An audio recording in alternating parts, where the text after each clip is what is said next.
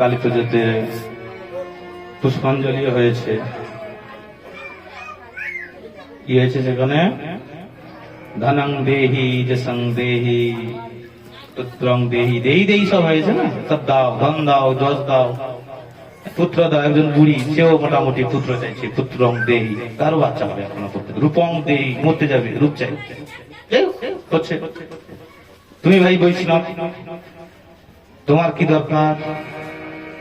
না ধনং না জনং না সুন্দরীং কবিতাং বা জগদীশ কাময়ে মম জন্মানি জন্মানি সরে ভবতা ভক্তি অহিতুকে তৈ।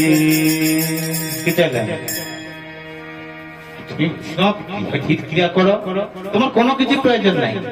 ন ধনং, আমি ধন চাই না। ন জনং, আমি যশ খ্যাতি কিছু চাই না। ন ধনং ন জনং, এবং সুন্দরী কোন নারী তাও আমি চাই না, প্রতিষ্ঠা চাই না, বৈষ্ণবের কিছু চাই না।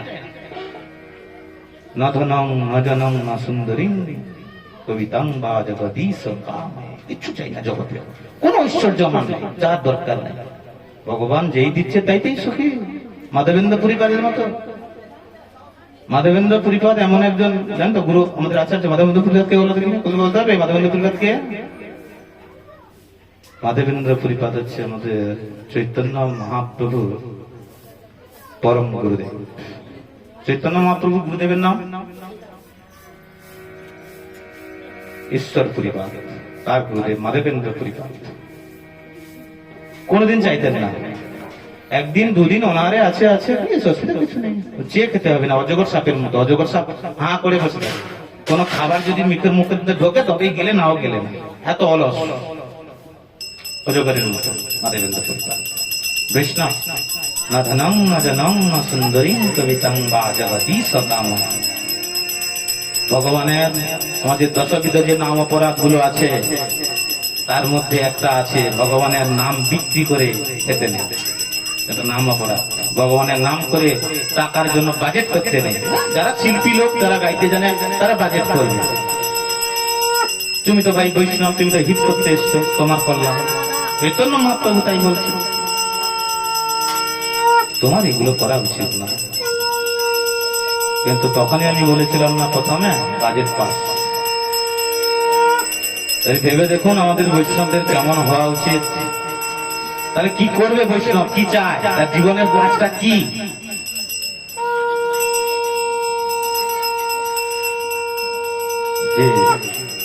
কবার বাজাও, কবার বাজাও।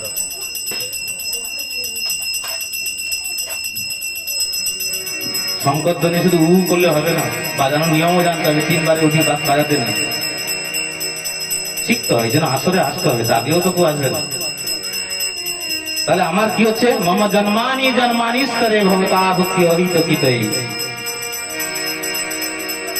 যে আমি যেন জন্মে জন্মে ভগবানের শুধু তোমার চরণ সেবা করতে পারি, এটাই আমার।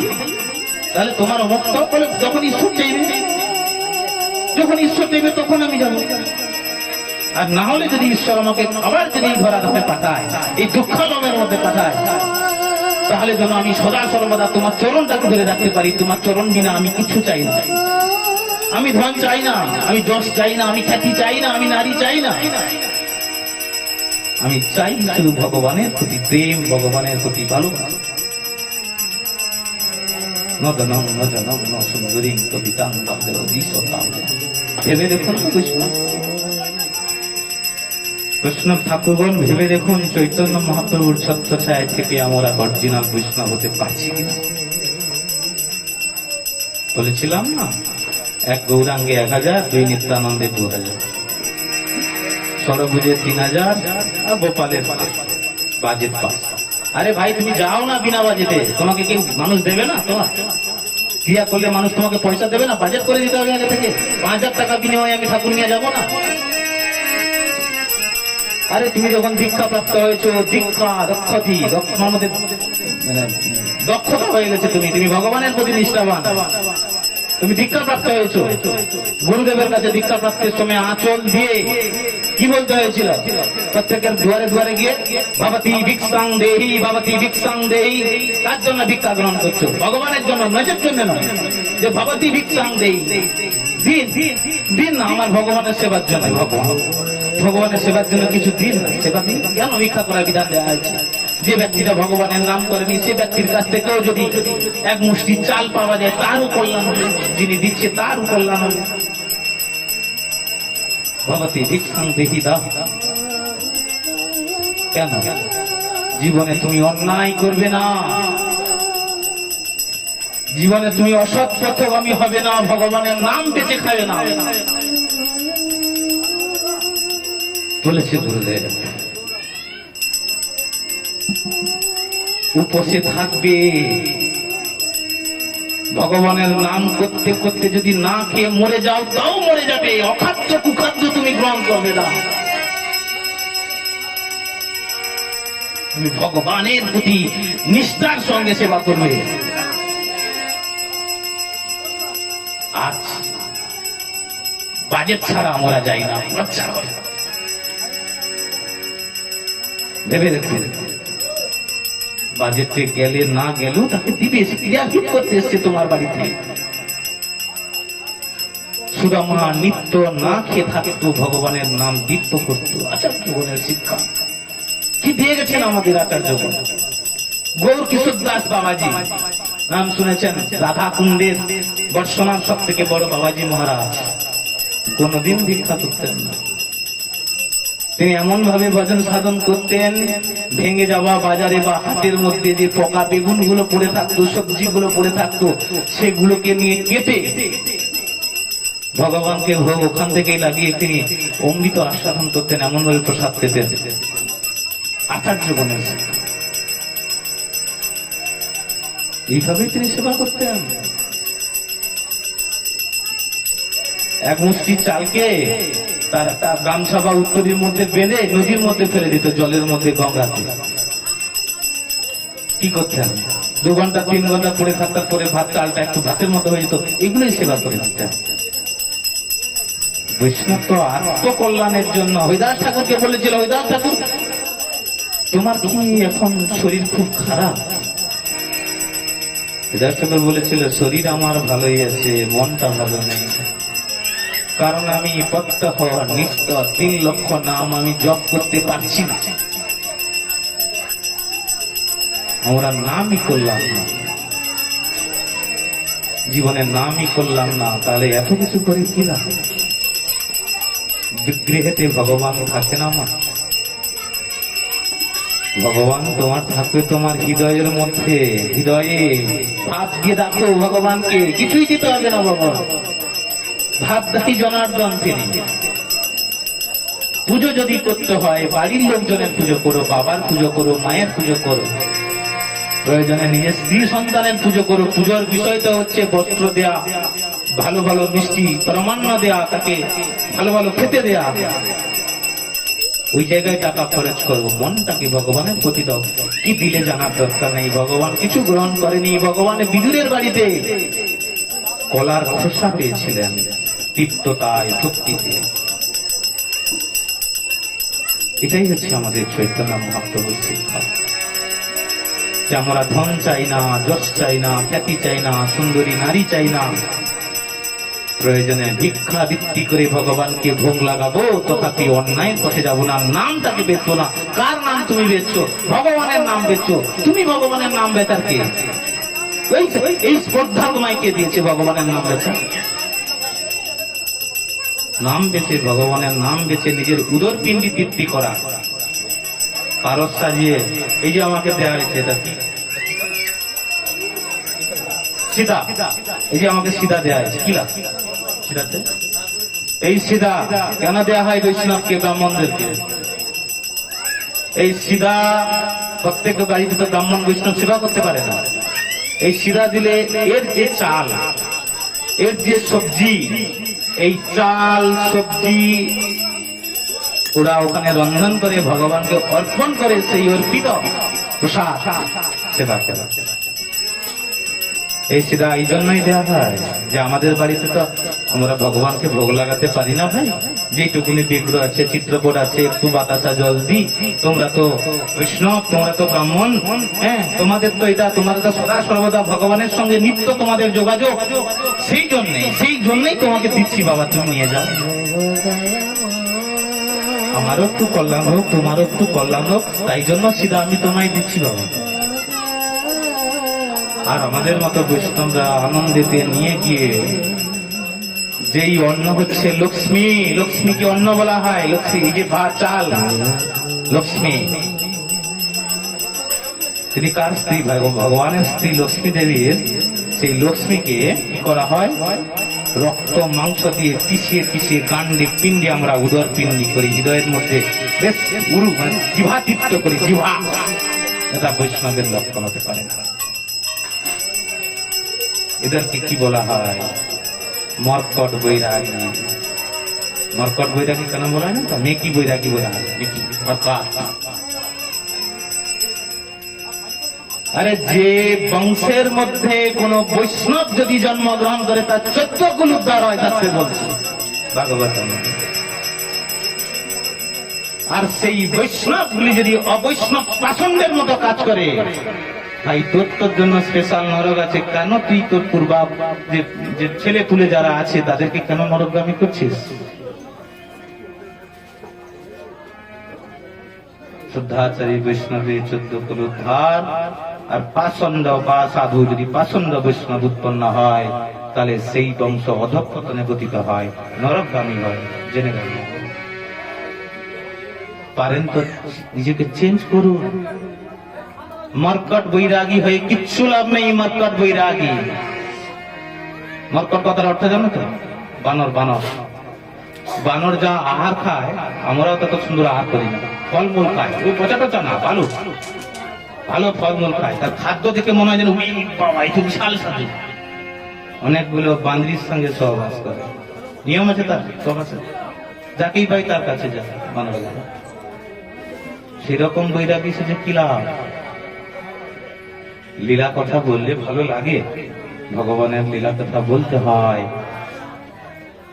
তো ভগবান কি আচরণ করতে ব্যাখ্যাগুলো দিয়েছে, সেগুলোও তো শোনা আমাদের অত্যন্ত প্রয়োজন। কবে হবে? কৃষ্ণ ভজিবারে তরে সংসারে আই মিছে মায়া অবত্তপে বিক্ষস মহিমা। কেন এসেছেন? কেন এসেছেন এই সংসারে? কৃষ্ণ সেবা করার জন্য। কি সেবা করছে? হচ্ছে কি কৃষ্ণ সেবা? হয় নাই, হয় নাই। এখনো সময় আছে, যে কটা দিন আছে সেই সময়গুলোকে অপচয় না করে নিত্য ভগবানের সেবা করো, ভগবানের নাম করো। ভগবানের সেবা করার জন্য টাকা পয়সা লাগে না।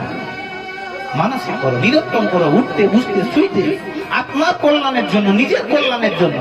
এই জগতে যা কিছু আমরা রোজগার করছি, সেই ছেলে পুত্রদের জন্য। কি পাবো তাদের কাছ থেকে?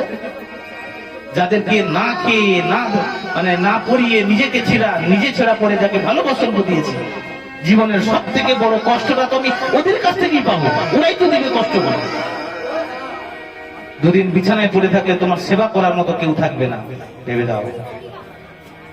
যেই ছেলে, যেই পুত্র তোমাকে পুত নামক নরক থেকে উদ্ধার করবে মৃত্যুর পরে সাধ্য শান্তির দ্বারা, সুরা পান ছাড়া সেই ছেলে বসবে না, পিণ্ডদানের জন্য বসবে না। 10 দিন ব্রহ্মচর্য ব্রত পালন করার বিধান দেওয়া হয়েছে, কোথাও 10, কোথাও 15। সেই 10 দিন পর্যন্ত নেশা না করে থাকতে পারে না, বিরক্ত হবে। কিছুদিন পরে হয়তো সাধ্য শান্তিটা তুলেই দেওয়া হবে, থাকবে না। কি হবে তাহলে জীবনে এসে কি করলাম জানতে হবে। ভাবুন, জানেন ভাগবতমের গোকর্ণ পাখ্যান, আত্মদেব একজন ব্রাহ্মণ ছিলেন। সেই ব্রাহ্মণ নিঃসন্তান ছিলেন, তপস্যা করতেন, তাও সন্তান পায়নি, এবং 4 বেদ অধ্যয়ন করতেন সদা সর্বদা। নিঃসন্তান হওয়ার কারণে সেই আত্মদেব ব্রাহ্মণ তিনি জঙ্গলের মধ্যে চলে গেলেন। সেখানে গেলে কি হলো? সাধু সঙ্গ হয়ে গেল। সাধুকে বললেন যে আমায় একটা সন্তান দিন, আমায় একটা সন্তান দিন। সাধু বলল যে তোমার এই জন্মে সন্তান তোমার হবে না, 7 জন্মে তুমি সন্তান পাবে না। এই জন্মে তো দূরের কথা, আরো 7 জন্ম তুমি সন্তান পাবে না, দিতেই আমাকে হবে। বিধাতার উপরে তিনি কলম চালিয়েছিলেন যে যদি আমাকে সন্তান তুমি না দিতে পারো সাধু, তাহলে আমি তোমার সম্মুখে কিন্তু আত্মহত্যা করব, তোমার কিন্তু ব্রহ্মহত্যা পাপ হবে। আত্মদেব ব্রাহ্মণ বলছে। সাধু তো ফেসে গেলেন। বাঁচানোর জন্য তিনি তার ভিতর থেকে, তার থলের ভিতর থেকে একটা পরিপক্ক ফল দিয়েছিল তাকে, যে ফলটা তোমার স্ত্রীকে খেতে বলবে, 1 বছর কাল নিয়ম পালন করতে পারবে, তাহলে একটা সুন্দর সন্তান তুমি পাবে। সেই স্ত্রীর নাম ছিল ধুন্দুলি। সেই ধুন্দুলিকে যখন দিল, ধুন্দুলি কিন্তু সেই ফলটা গ্রহণ করলো না। কেন? এই ফল খেলে পেট বড় হবে, পেট বড় হলে আমি বেশি খেতে পারবো না, হাঁটতে পারবো না, নানা বিধ চিন্তা ধুন্দুলি। আর বোন হইল, বোনকে বিষয়টা বললো। বোন বলে ঠিক আছে, তোর সন্তান আমার সন্তান তো কোনো আলাদা না নাকি, আমার সন্তানটাকে তুই নিয়ে নে, আর এই ফলটাকে তুই খাইয়ে দে। আমি কমাস গর্ভবতী আছি, সদ্য ধরেছে, সময় এলে আমি লুকিয়ে চুরিয়ে তোকে সন্তান দিয়ে দেবো, তোর সন্তান চালিয়ে দিবি, আর তুই প্রত্যহ নিত্য তোর গর্ভটাকে এক এক করে কাপড়ের প্যাঁচ দিবি, আর সবাইকে ঘোষণা করে দিবি আমি গর্ভবতী হয়েছি, আমার সন্তান হয়ে, আর আমাকে আর কেউ বন্দা বলতে পারবে না। এইভাবে চললো। সেই সাধুর দেয়া দিব্য ফলটাকে কি করলো? গরুকে খাইয়ে দিল। আর সময় সুযোগ পেয়ে তার বোন তাকে রাতের অন্ধকারে লুকিয়ে সন্তান দিয়ে গেল। একটা বিশাল পর্ব, এটা আমি ছোট করে বলছি তো, এই পর্বটা অনেক অনেক ডিটেলস পর্ব। এই পর্ব বলতে হলে বহুত টাইম লাগে। আপনাদের যে গোকর্ণ উপাখ্যান, দারুণ পর্ব এটা, বাস্তবের সঙ্গে মিলিয়ে দিয়েছে আমাদের এই গোকর্ণ উপাখ্যান। যে সেই গরুর পেট থেকে যে সন্তান হলো, সেটাও মনুষ্য সন্তান, তার কান দুটো ছিল গরুর মতো, সেই জন্য তার নাম দেওয়া হলো গোকর্ণ। তিনি ছিল অত্যন্ত পণ্ডিত, অত্যন্ত জ্ঞানী, অত্যন্ত বুদ্ধিমান। আর বোনের কাছ থেকে যেটা ধার করে নিজের সন্তান বলে চালিয়ে দেওয়া, তার নাম হলো ধুন্ধুকারী। তিনি খল, কপট, খল মানে যাও, খল খল খল, যে খায় আর লড়াই করে, খাবে আর লড়াই করবে, এর সঙ্গে তার সঙ্গে গা গেছে, খল প্রকৃতি। খল কপট, এটাই হলো, যার জন্য আত্মদেব ব্রাহ্মণকে প্রত্যহ লোকের কাছে ছোট হতে লাগলো, প্রত্যহ নিত্য। এই ধুন্ধুকারী এই করেছে, সেই করেছে, তার কর্ম কি? লোকের বাড়ির ছেলেকে নিয়ে কুঁয়োয় ফেলে দেয়া, লোকের বাড়িতে আগুন লাগিয়ে দেয়া, অন্ধ খঞ্জতে লাঠি ছেড়ে নেওয়া, বিপদে পরিচালনা করা। এই জন্য তো প্রত্যহ লোক আত্মদেব ব্রাহ্মণের কাছে এলেন, সবাই নালিশ জানাতে। আত্মদেব ব্রাহ্মণ বলছিল যে ভগবান ঠিক বলেছিল আমাকে, সেই মুনি ঋষি ঠিকই বলেছিল যে সন্তান তোমার প্রয়োজন নেই, এই জন্মে ভগবান তোমাকে দেয় না, তুমি কেন জোর করে নিচ্ছ? জোর করে নিতে কি করে সন্তান পেল? তাও যদি ঋষির নিয়মটা পেলে মেনে চলতো, তাও তো করেনি। অথচ গোকর্ণ অত্যন্ত ধার্মিক, সেই ধুন্ধুকারী নিত্য প্রত্যহ সেই আত্মদেব ব্রাহ্মণকে প্রহার করতেন। কি করতেন? প্রহার করেন, স্ত্রী সঙ্গ করতেন, ব্যবসাবৃত্তি করতেন, সুরাপান করতেন। বর্তমানে যেগুলো হয় আমাদের বাড়িতে, প্রত্যেক বাড়িতেই এখন চলছে সুরাপান, সুরাপান করতেন। এইভাবে পতিতাল হয়ে যেতেন। এই করতে করতে করতে করতে বাবা অত্যন্ত দুঃখী হয়ে গেল যে আমার আর এই জীবন আমি রাখবো না, ওই আত্মহত্যাই করে দেবো, আত্মহত্যাই সে শ্রেয়। সেই সময় গোকর্ণ তাকে উপদেশ প্রদান করেছিল। গোকর্ণ তাকে যে উপদেশ প্রদান করেছিল, যে বলছে যে বাবা, এই জগতের কিন্তু কেউ সন্তান নয়, আমরা কেউ কারোর জন্য নয়। কি আছে জগতে? যে জগতে আমাদের কিচ্ছু নেই, এই জগতে আমাদের মধ্যে কিচ্ছু নেই, তাহলে কি চাই? বলে আমাদের, আমরা দেখো, আমরা মনে করি আমি অত্যন্ত গরিব, তাও ওনার টাকা পয়সা আছে, খুব ভালো সুখে আছে, খুঁজে নিয়ে দেখুন, নেই, সুখে নেই। ধনহীন কয়ে ধনবান সুখী, ধনবান কয়ে রাজা সুখ ভারী, রাজা কয়ে মহারাজা সুখী মহারাজা কয়ে ইন্দ্র সুখ ভারে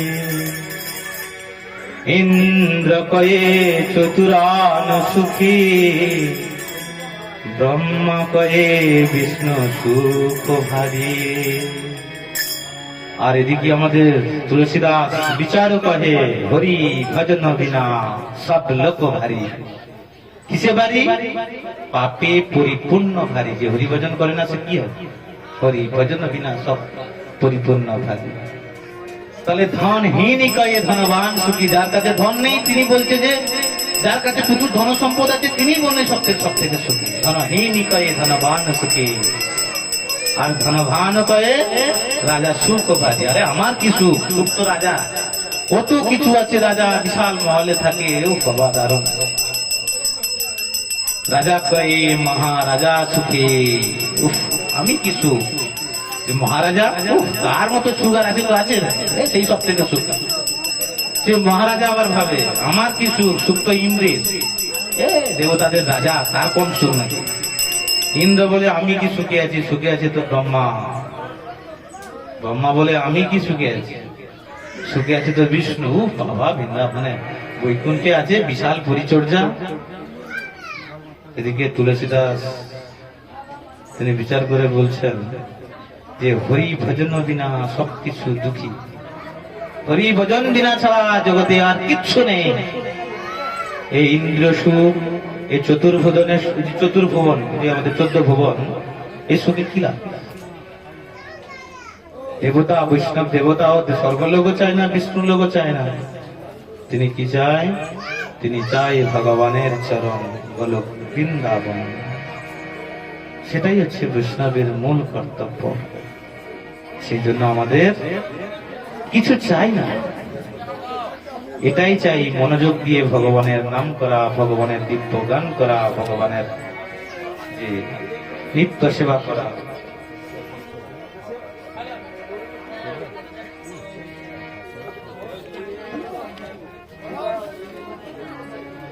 আর চলবে তো? চলবে। সেই জন্য নধনং ন জনং ন সুন্দরীং কবিতাং বা জগদীশ কাময়ে মম জন্মানি জন্মানি সদে ভবতা পুষ্টিহিত কি। বোঝা গেল যে আমাদের ধন যশ কিছু চাই না ভগবানের কাছে, শুধু ওইটুকুই তোমার চরণটুকুই চাই। আর জীবনের শেষ প্রান্তে তো আছে গুরুদেবকে দেয়া পন্থা, গুরুদেবকে দেয়ার যে আমাদের দিয়ে এসছে, ভিক্ষা করে খাবো, অন্যায় করবো না। দেখো ভগবানের নাম বেঁচে খাওয়া 10 অপরাধ। আমাদের যে 33টা সেবা অপরাধ, 63টা, 10টা নাম অপরাধ, এই যে অপরাধ গুলো আছে না, এগুলো জানতে হয়। বিগ্রহের সামনে প্রণাম করতে নেই, বিগ্রহকেই প্রণাম করতে হয়। বৈষ্ণব সদা সর্বদা একটু দূরের দিকে থাকবে, যেই হোক না কেন, এগুলো সেবা অপরাধের মধ্যে পড়ে যায়, জানতে হবে। হ্যাঁ, এই যে কাঁসার থালায় যে ভগবানের যে মানে কাঁসার থালায় যে বৈষ্ণবকে যে চরণ ধৌত করানো হলো, ডাইরেক্ট কাঁসার থালা দিতে নেই, সেবা অপরাধে পড়ে যাবে। তার উপরে কলা পাতা দিতে হয়। এরকম সেবা অপরাধ অনেক আছে। তারপরে আমাদের চিৎকার নয়, চিৎকার নয়, চিৎকার নয়, ভালো না লাগে একটু সাইড ঘরের ভিতরে কথা শোনো, শোনো কি বলছি শোনো।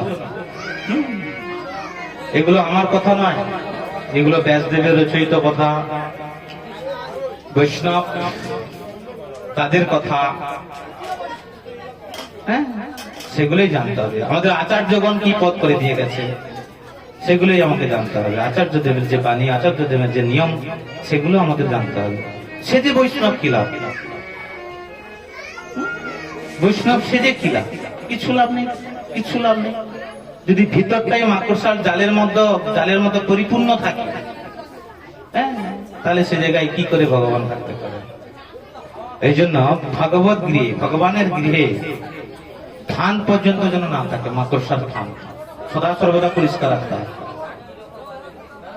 আর ওইটাই হওয়ার কারণ তোমার হৃদয় পরিষ্কার থাকবে। হৃদয়টাকেও পরিষ্কার করতে হবে, এই মাকড়সার জালের মতো করা যাবে না। মনোধর্ম দিয়ে অনেক কিছু করা যায়, অনেক তর্ক দিয়ে ধর্মকে, একটা কথা আছে না যে 10 চক্রে ভগবান ভূত, তর্কের মাধ্যমে করা যায়।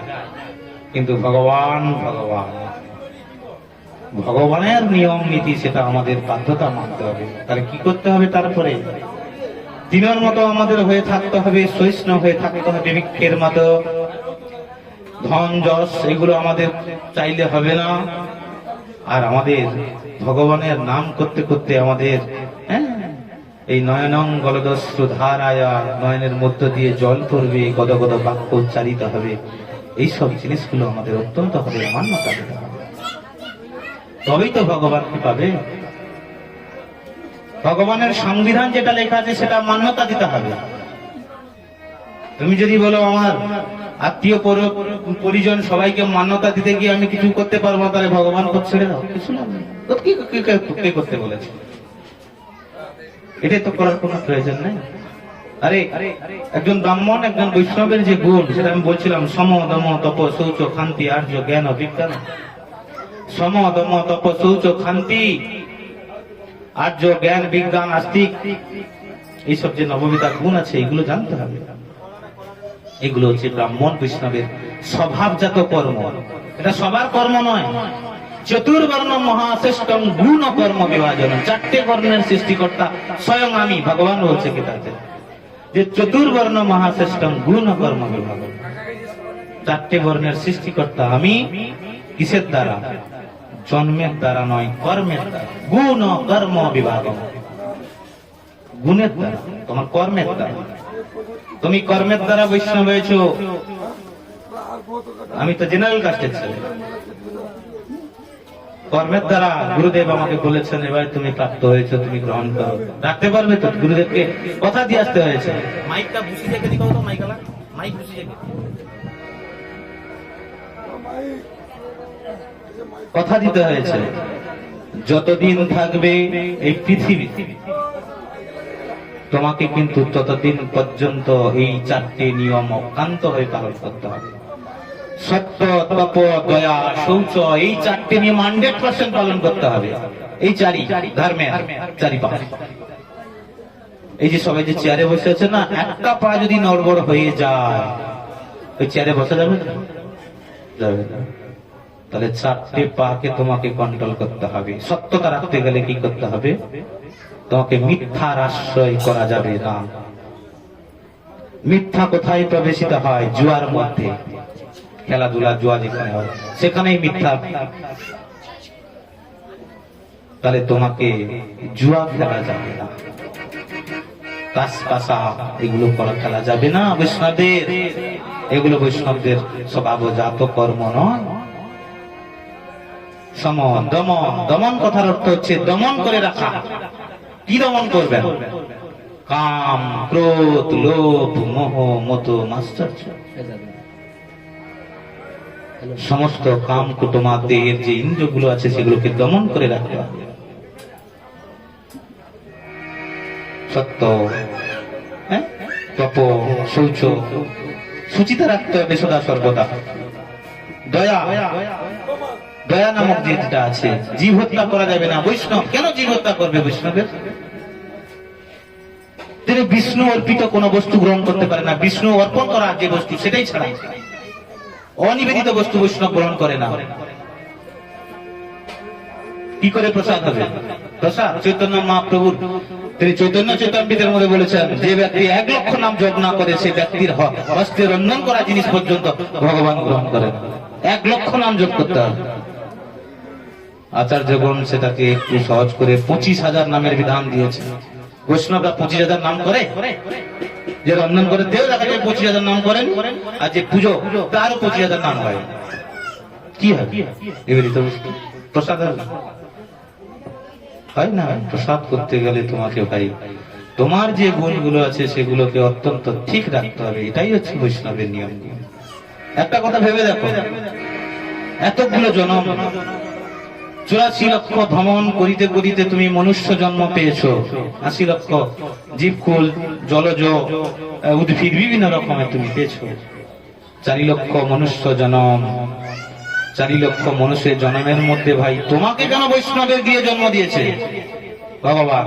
এটাই ভেবে দেখো, তুমি কেন ব্রাহ্মণের ঘরে জন্ম পেয়েছো?